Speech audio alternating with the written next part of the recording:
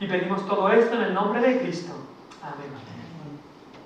Esta carta es la carta a los corintios. Y los corintios vivían en Corinto. Y la ciudad griega de Corinto, no sé si alguno de vosotros alguna vez ha hecho un viaje a Grecia, pero la ciudad griega de Corinto, entonces, cuando Pablo escribió, era una ciudad privilegiada. Geográficamente, Corinto era la capital de la región, tenía un lugar estratégico, económicamente también era una ciudad muy rica, culturalmente también tenía una muy buena reputación.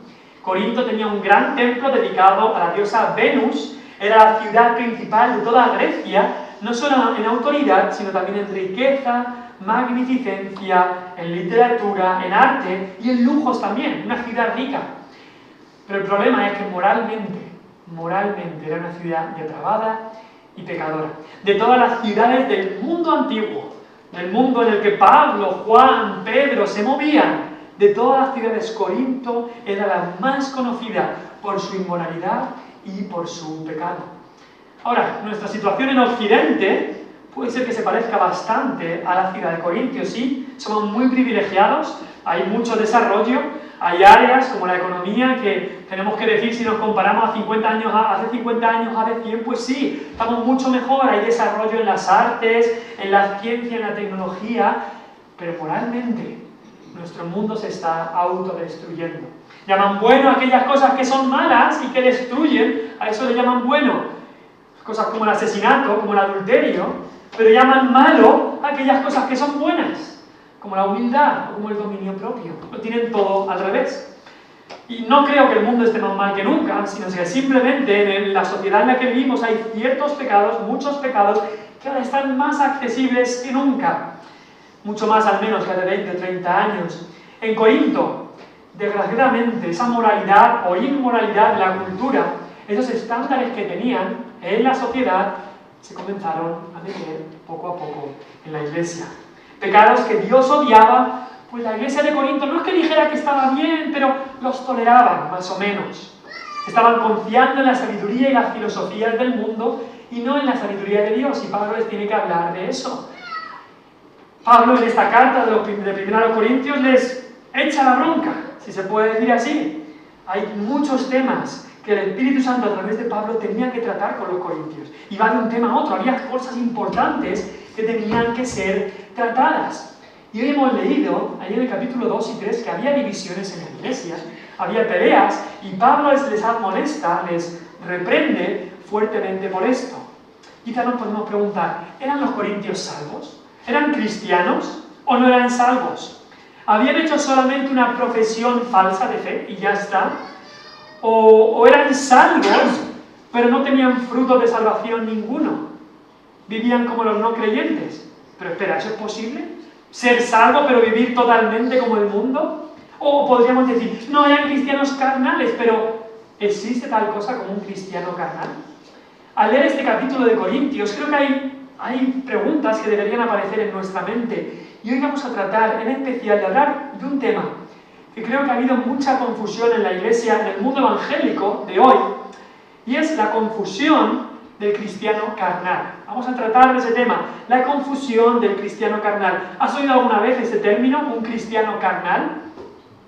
Hace tiempo hablé con un hombre, y este hombre, allí en Irlanda, me hablaba y me decía que cuando él era adolescente, me decía, sí, yo hice una profesión de fe, yo fui a una conferencia, tal, levanté la mano y tal, y hice una profesión de fe, pero cuando crecí yo me di cuenta que, mira, la religión no es para mí, será para otros, pero no es para mí, así que ya dejé de congregarme, no quiero saber nada de Dios. Pero me dijo, ¿sabes qué?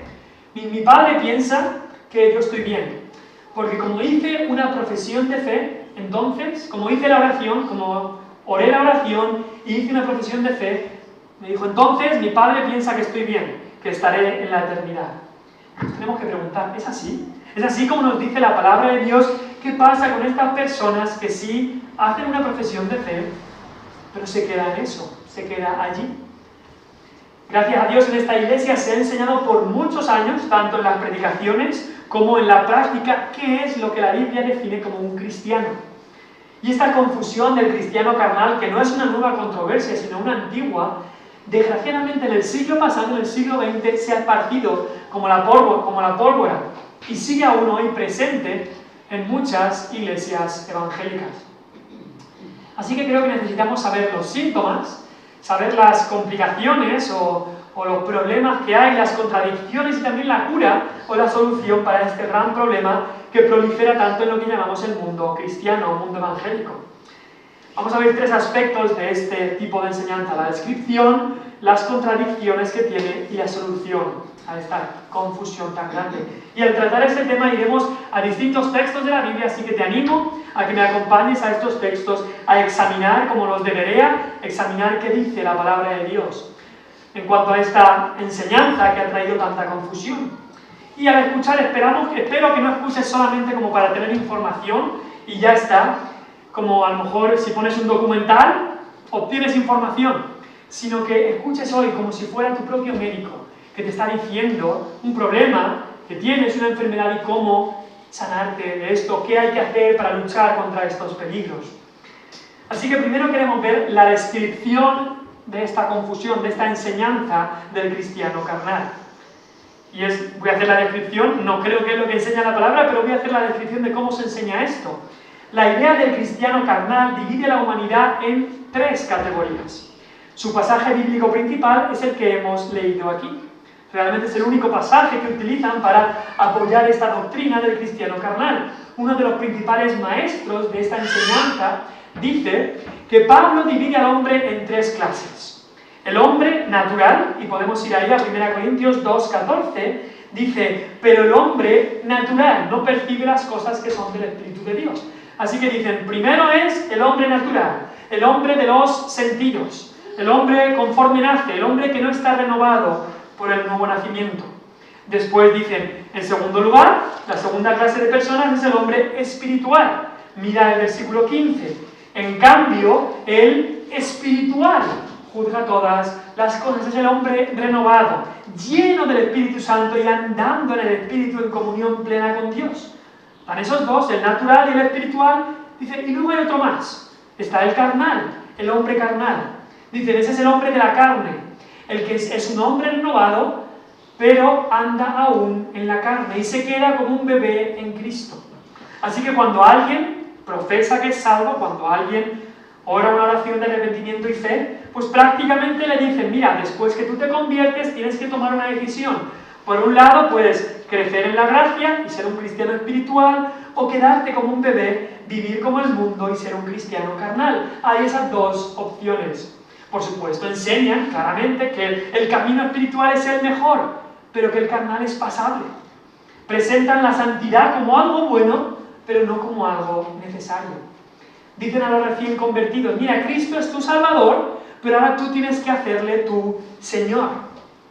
Y si les preguntas del destino eterno del cristiano carnal, ellos saltan allá al versículo 15 del capítulo 3 y dicen, por supuesto, el cristiano carnal será salvo, pero así como por fuego.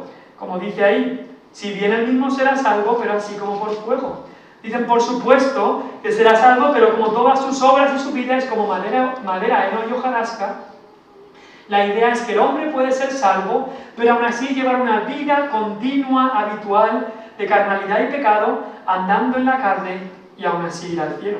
Y creo que esto es pues, una descripción de esta doctrina, pero nos tenemos que preguntar, ¿es eso bíblico? ¿Es eso lo que enseña la palabra de Dios? ¿Que hay 3 tipos de personas en el mundo? Los del mundo, el hombre natural, el hombre espiritual, pero también el hombre carnal.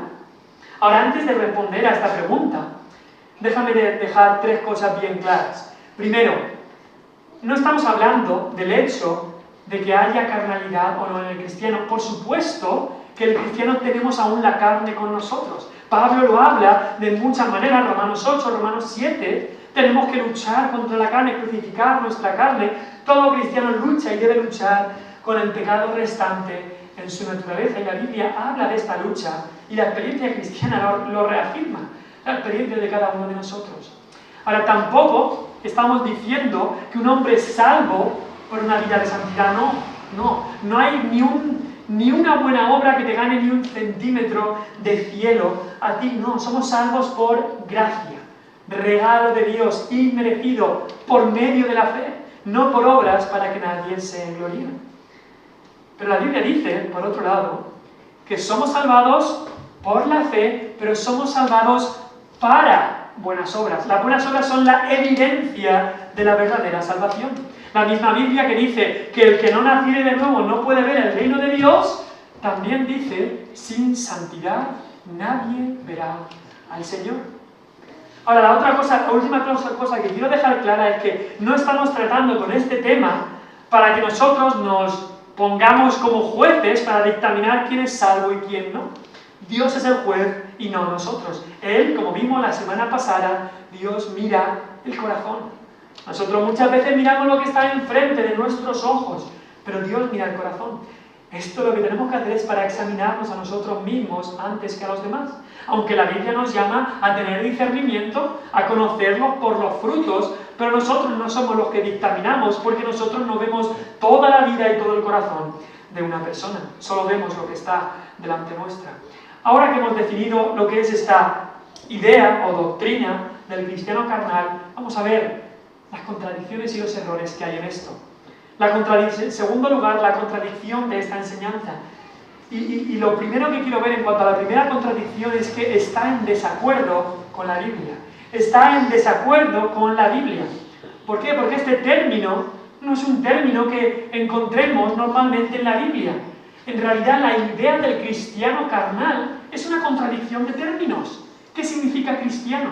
Cristiano significa el que sigue a Cristo, el que es como Cristo, el que es un discípulo de Cristo, el que es un Cristo pequeño. Eso es lo que significa el término cristiano. ¿Cómo vamos a poner ese término con la palabra carnal? ¿Cómo podemos asociar todo lo que engloba el término carnal, que significa deseos pecaminosos, significa naturaleza caída, con Cristo?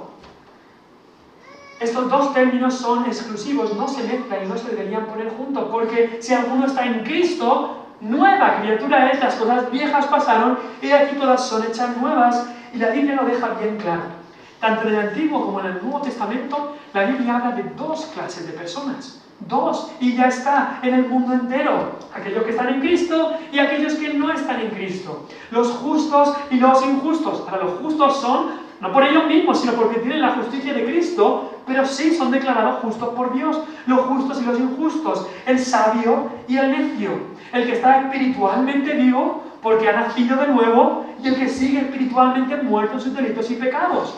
Los hijos de Dios y los hijos de Satanás, los hijos de ira, la iglesia y el mundo, los santos y los pecadores, las ovejas y las cabras, los elegidos y los reprobados. Toda la Biblia entera nos habla de dos clases de personas. O estás en Cristo o estás fuera de Cristo. No hay algo entre medias, no hay un tercer escalón o una tercera división. No, yo estoy neutro. No. Dos tipos solo de personas. Si me acompañas a Romanos 6, por favor. Romanos 6. El libro de Romanos deja esto bien claro, sobre todo en los capítulos 6, 7 y 8. Pero Romanos 6, por ejemplo, allí en el versículo 12.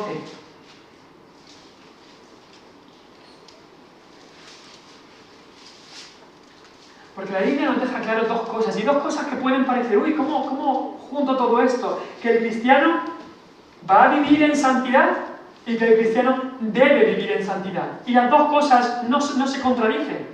El cristiano va a vivir en santidad y el cristiano debe vivir en santidad. Dios lo va a hacer en el cristiano y el cristiano es responsable de hacerlo. Mira lo que dice Romanos 6:12. No reine, pues, el pecado en vuestro cuerpo mortal, de modo que lo obedezcáis en su concupiscencia. Pablo le está hablando a cristianos. No dejéis que el pecado reine en vosotros, ni tampoco presentéis vuestros miembros al pecado como instrumentos de iniquidad, sino presentaos vosotros mismos a Dios como vivos entre los muertos y vuestros miembros a Dios como instrumentos de justicia. Porque el pecado no se enseñoreará de vosotros, pues no estáis bajo la ley, sino bajo la gracia. Es muy curioso ver lo que dice el versículo 12 y el 14.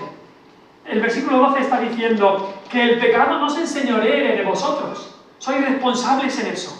Luchar contra el pecado, que no reine el pecado en vuestro cuerpo mortal. Y el versículo 14 dice, el pecado no se enseñoreará de vosotros. Son esas dos verdades que tenemos que vivir. no debemos vivir conforme al pecado, pero el cristiano verdadero no va a vivir conforme al pecado.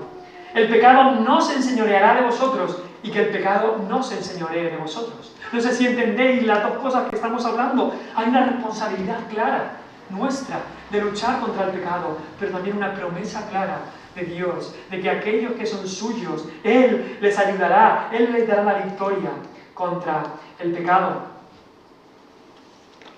Está bastante claro en este texto, y después, si vas después al versículo, por ejemplo, 17 y 18 del capítulo 6 de Romanos, dice: pero gracias a Dios, que aunque erais esclavos del pecado, habéis obedecido de corazón aquella forma de doctrina a la cual fuisteis entregados cuando creyeron el Evangelio, y libertados del pecado, vinisteis a ser siervos de la justicia.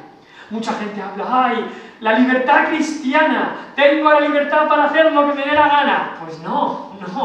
Pasamos de ser esclavos de Satanás a ser ahora siervos de Cristo, que es la mejor servidumbre que puedes tener, es ser siervo del mejor amo, siervo del mejor jefe, del más compasivo, del que paga mejor, siervo de Cristo. Pasamos de ser siervos a ser siervos, pero de ser siervos que iban en camino a la perdición, siervos que iban a ser entregados a la condenación, a ser siervos del mejor maestro, el mejor jefe y el mejor amo. Y dice ahí: libertados del pecado, vinisteis a ser siervos de la justicia. Debemos vivir en esa justicia. Pero volvamos otra vez, si me permitís, a 1 Corintios 2, el texto en cuestión. Tenemos que recordar, y esto es importante cuando estamos estudiando un texto, tenemos que estudiarlo en su contexto, es decir, también en el libro en el que está. El libro de Corintios no es para nada principalmente una carta doctrinal, sino una carta práctica. Una carta que trata con problemas prácticos que tenían en la práctica los corintios. Hay otras cartas como Romanos, Efesios y otras que hablan de doctrina principalmente, pero esta carta habla de práctica principalmente. En el capítulo 2, del 12 al 16, Pablo, según la enseñanza general de la Biblia, distingue dos tipos de personas, el natural y el espiritual, y hace el contraste bien claro. En el versículo 12 habla del espiritual, que tiene el espíritu que proviene de Dios, para que sepamos lo que Dios nos ha concedido. Así el hombre espiritual, otra vez lo dice en el versículo 15, puede juzgar, discernir, saber lo que está bien y está mal, todas las cosas. Dice, porque tenemos la mente de Cristo. El hombre espiritual tiene la mente de Cristo a través del espíritu. Pero para el hombre natural, todo esto es una estupidez. Para el hombre natural es todo esto de Cristo, de su palabra, esto es una estupidez. No puede recibir todo esto porque no tiene el Espíritu de Dios. Versículo 14, no percibe las cosas que son del Espíritu de Dios, son locura, no las puede entender porque se han de discernir espiritualmente. Y que hay un contraste enorme entre el hombre espiritual y el hombre natural. Cuando llegamos al capítulo 3, Pablo no está enunciando una nueva clase o categoría de personas, no. Él está tratando con las divisiones y peleas que los corintios tenían entre sí. Los corintios habían permitido en sus vidas ciertas actitudes que eran del mundo. Y Pablo lo que les está diciendo es que se estaban comportando como hombres naturales. Lo dice ahí en el versículo 3. ¿No andáis como hombres?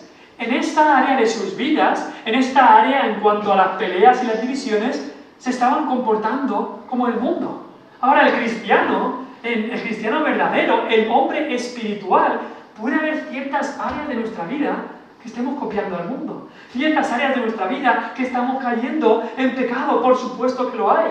Estos corintios no es que no fueran cristianos, porque Pablo los llama hermanos en el versículo 1 del capítulo 3, pero lo que estaba pasando es que estaban dejando que la carnalidad obtuviera la victoria en esta área de peleas y divisiones. Su orgullo tomaba el control, así que decían, mira, yo soy de Pablo, yo soy de Cefas, yo de Pedro, yo de Apolos. Y los que pensaban que eran más santos que ninguno decían, mira, yo soy de Cristo, yo estoy por encima. Y ahí tenían todas estas divisiones.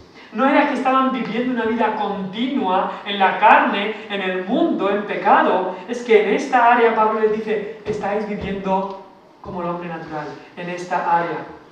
Pablo no les está diciendo que son cristianos carnales continuamente en toda su vida, sino que la carnalidad estaba saliendo a la superficie. en estas áreas particulares de su vida. Tampoco les está diciendo que estaban muertos en pecado, sino que eran niños en Cristo, les dice en el versículo 1. Tenían ya que estar comiendo, como dice el versículo 2, viandas, chuletones, tenían que estar comiendo ya, pero seguían viviendo lechita en el biberón, como si fueran niños. Así que Pablo no los está reprendiendo porque no tengan fruto. Pablo los está reprendiendo por el fruto pequeño que tenían cuando debían estar dando ya fruto más grande. Eso era el gran problema de ellos. Y es que la Biblia no admite la idea de un cristiano que tiene el Espíritu de Dios, pero que de manera general anda siempre por la carne. Por supuesto, y lo voy a repetir varias veces, por supuesto que como cristianos, a veces, en determinadas ocasiones, cada día en distintas cosas caemos en pecado, pero nos arrepentimos. Esa es la característica de un cristiano verdadero. Caemos en carnalidad, la carne asoma y hay que taparla otra vez, hay que crucificarla a esa cruz otra vez, pero el cristiano verdadero no es controlado por la carne de manera general. Como dijo el teólogo R.C. Sproul, dijo, si tú eres 100% de la carne, 100% carnal, tú eres 100% no convertido. Así de claro, y la Biblia lo deja bien claro en toda la enseñanza de la Biblia. Esta enseñanza está en desacuerdo con la enseñanza de la palabra de Dios, pero también es una enseñanza que deshonra a Dios. Describe esta enseñanza a un Dios que puede justificar a un pecador para que no vaya al infierno, pero un Dios que no puede darle vida poderosa al pecador para que no sea controlado por el pecado. Es como que Dios sí que puede salvar, pero controlar tu vida, ahí Dios ya no puede. Por eso esta idea de un cristiano carnal deshonra a Dios. Hay una ilustración tremenda en Números 14, solo la voy a nombrar. El pueblo de Israel había salido de Egipto, llegan a las puertas de la tierra prometida, mandan 12 espías y 10 de ellos vienen con un reporte malo en cuanto a la tierra.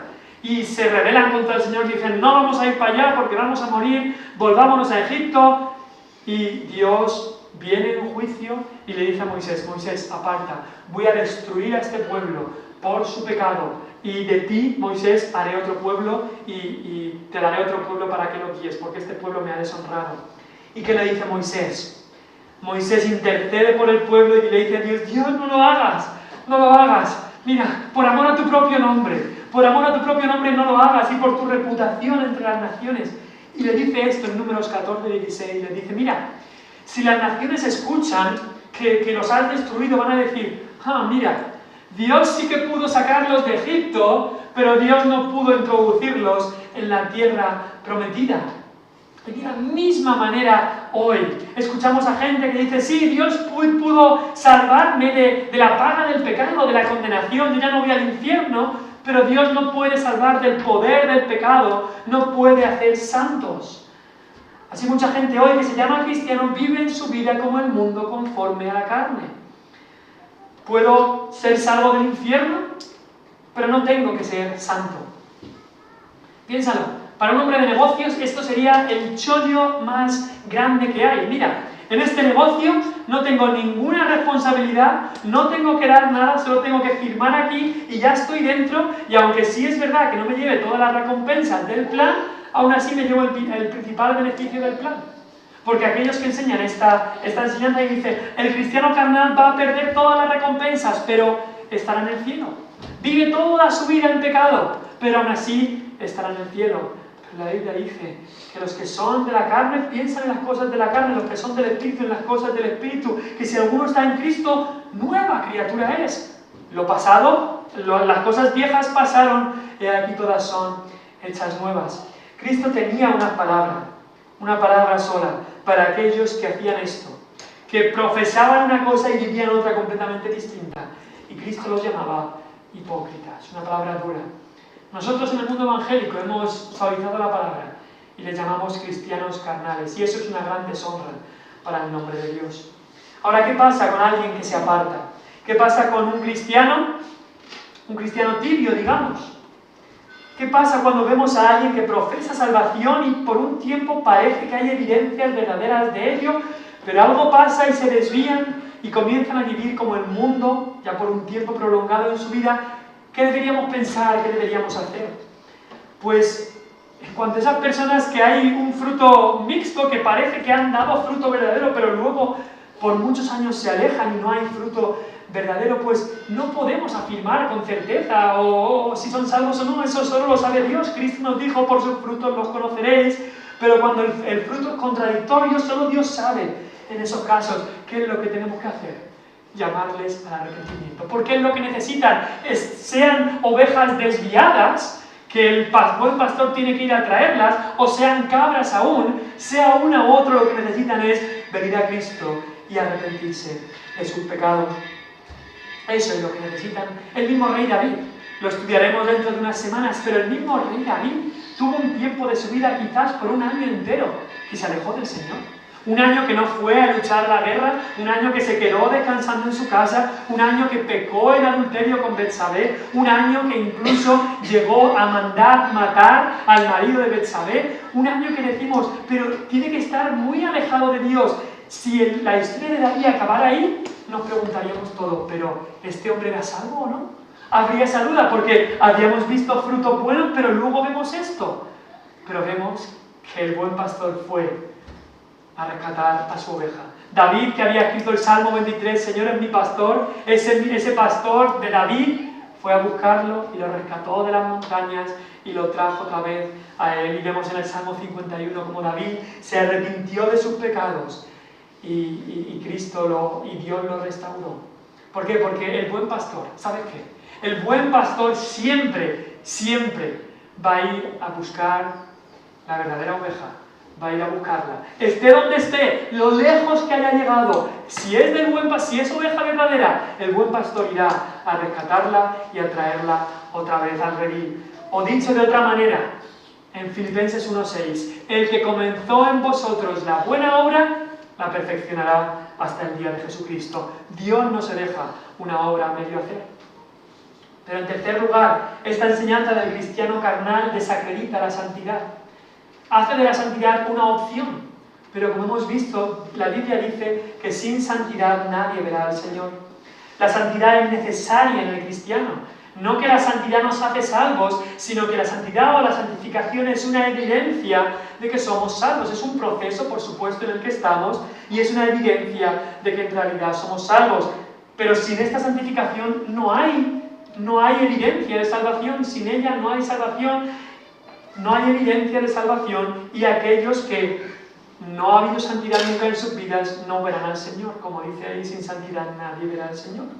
Además, esta enseñanza muchas veces promueve la necesidad de otra experiencia después de la conversión. Una experiencia en la que le rindes tu vida a Cristo. Así que muchas veces hablan de un cristianismo de dos niveles. Un cristianismo en la que unos son espirituales, los que han sido salvos y se han rendido al Señor y sirven al Señor, y los que simplemente han sido salvos. Pero la Biblia dice que hay un tipo de cristiano, aquel que ama la santidad, que busca la santidad y que cae y se vuelve a levantar y el Señor lo restaura y le entrega su vida al Señor y que cada día confiesa sus pecados. Ese es el cristiano que la Biblia define.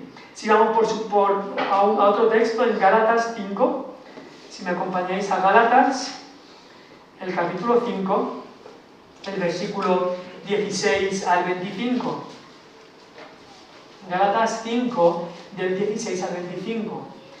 Dice ahí, digo pues, andad en el Espíritu y no satisfagáis los deseos de la carne, porque el deseo de la carne es contra el Espíritu y el del Espíritu es contra la carne.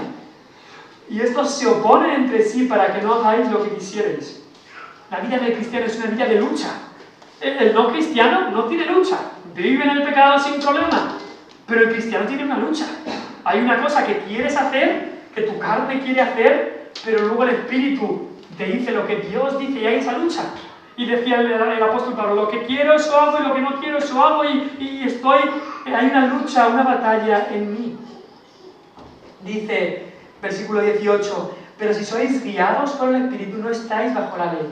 Manifiestas son las obras de la carne, que son adulterio, fornicación, inmundicia, lascivia, idolatría, hechicerías, enemistades, pleitos, celos, iras, contiendas, disensiones, herejías, envidias, homicidios, borracheras, orgías y cosas semejantes a estas, acerca de las cuales os amonesto, como ya os he dicho antes, que los que practican tales cosas no heredarán el reino de Dios. ¿Has escuchado esa palabra, practican? Si tú vives una vida en la que practicas estas cosas, lo siento, no hay salvación. Si tu vida entera practica estas cosas, te tienes que venir a Cristo y arrepentirte de todo esto. Ahora, es importante que dices la palabra practican. ¿Por qué? Porque muchos cristianos caemos en pecados que están aquí. Se ha nombrado el pecado homicidios. David, siendo salvo, el rey David, siendo salvo, mató a un hombre. Diríamos, no, alguien que es cristiano de verdad nunca podría hacer eso. David lo hizo y era cristiano. Cometió adulterio con Betsabé, pero se arrepintió de todos esos pecados. La vida de David no era una vida en la que practicaba eso, sino una vida en la que sí cayó en esos pecados tan graves, pero se arrepintió. Y esa es la clave. No practicaba, no era una vida en la que continuamente practicaba estas cosas. Y luego nos habla, versículo 22, el fruto del Espíritu, ¿cuál es? Amor, gozo, paz, paciencia, benignidad, bondad, fe, mansedumbre, templanza. Contra tales cosas no hay ley. Pero los que son de Cristo han crucificado la carne con sus pasiones y deseos. Si vivimos por el Espíritu, andemos también por el Espíritu. ¿Sabes qué pasa en una crucifixión? Cuando crucificaban a las personas, no morían instantáneamente. No, era una muerte lenta. Y así cuando tú fuiste salvo, en el momento en que fuiste salvo, tu carne fue crucificada. Ahora, tu carne no está completamente muerta aún. Tu carne aún sigue dando la vara, tu carne aún sigue dándote trabajo de luchar en santidad. Por eso tenemos que estar alerta, pero está crucificada. Ahí es donde debe estar. El que vive una vida en que la carne no está crucificada, en que la carne tiene rienda suelta, que peca y no piensa nada mal, que puede vivir una vida en cualquier tipo de pecado, sin remordimiento, sin contrición y sin arrepentimiento, hay evidencias de que esa persona no conocía a Cristo. Ahora, puede ser que eso ocurra por tiempo. En David por un año entero. Por un año entero no había esas evidencias. Nuestros tiempos no son los tiempos de Dios. Pero al final, el buen pastor fue a buscar a su oveja perdida.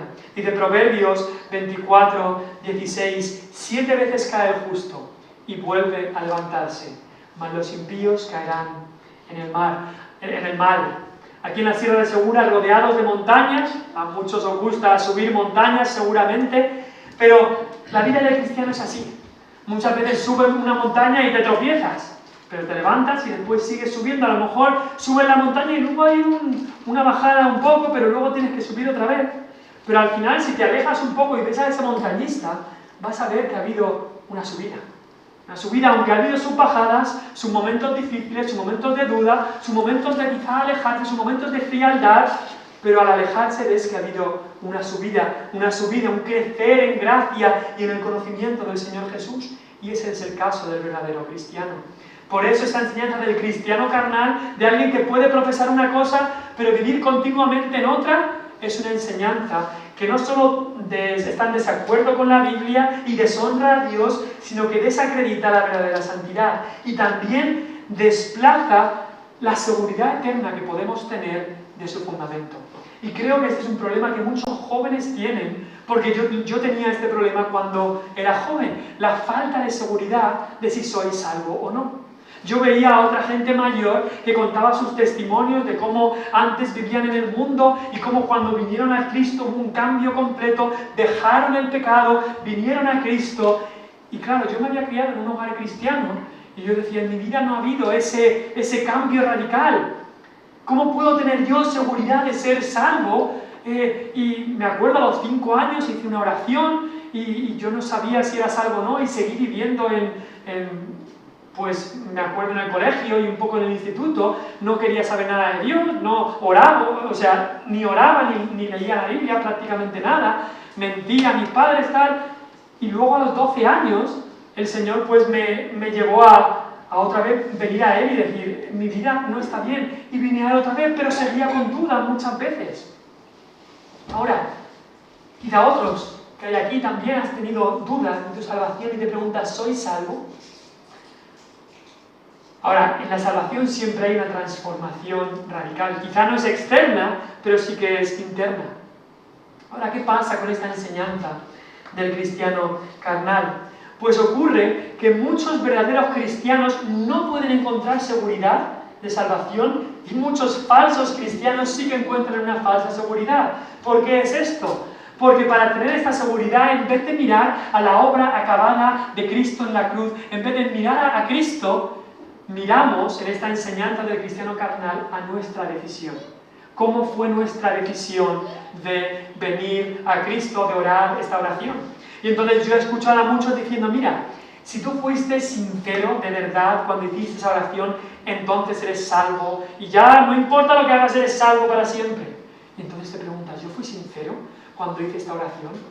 ¿O dije las palabras correctas? ¿O tenía suficiente fe? ¿O me arrepentí como debía? Y todo esto lleva a la frustración y la inseguridad en algunos, también a la falsa seguridad en otros.